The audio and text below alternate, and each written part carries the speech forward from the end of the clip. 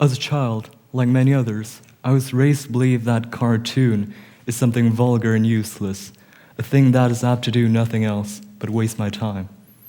And today, I'm here to explain to you why cartoons are in fact awesome. It's kind of irony indeed. Now, as you may already know, defining the word cartoon causes many disagreements, for the subject is too broad. So I came up with my own definition for my TED Talk today. Cartoon is a visual image or images that contain words, and this particular medium is a very powerful one that a person willing to spark a change, big or small, might want to consider using.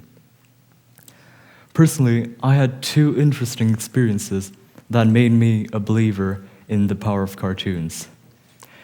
When I was little, I didn't like to read. Not that I hated books for some reason, but I was simply not interested.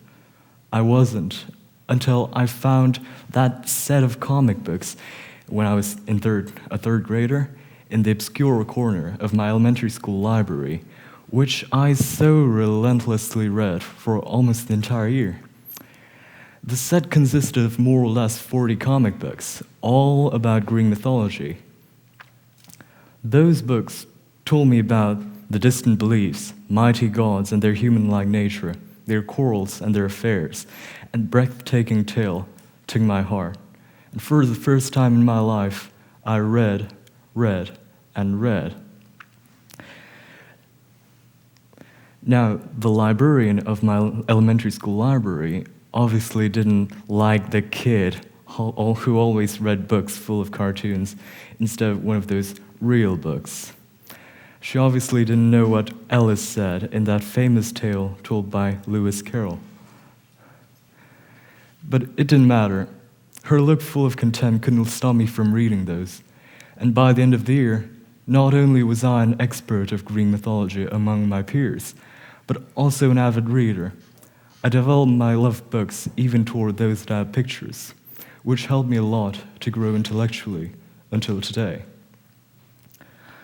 The second experience that made me believe in the power of changes this medium possesses had to do with a toilet. When I was in middle school back in South Korea, I used to get tutoring on art and drawing techniques, and where they taught me, that place clearly didn't have the best restroom in the world. If a careless child deposed but a single piece of toilet paper into the toilet, it got stuck in there, and we couldn't use that one for almost the entire day, which proved to be quite unpleasant.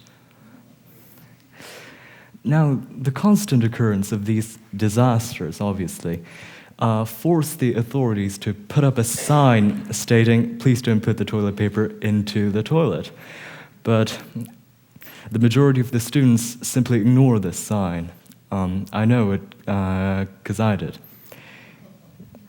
One day, an art teacher of mine, who knew well of my interest in drawing, suggested that I come up with a poster urging students to put the toilet paper into the trash cans instead of the toilets where it will get stuck. Instead, I came up with a tiny piece of cartoon, which you are looking at right now.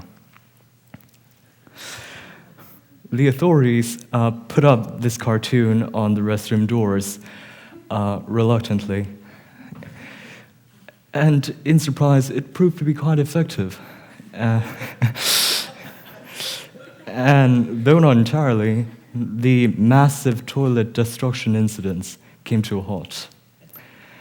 Now, these are my experiences that made me believe in the power of cartoons.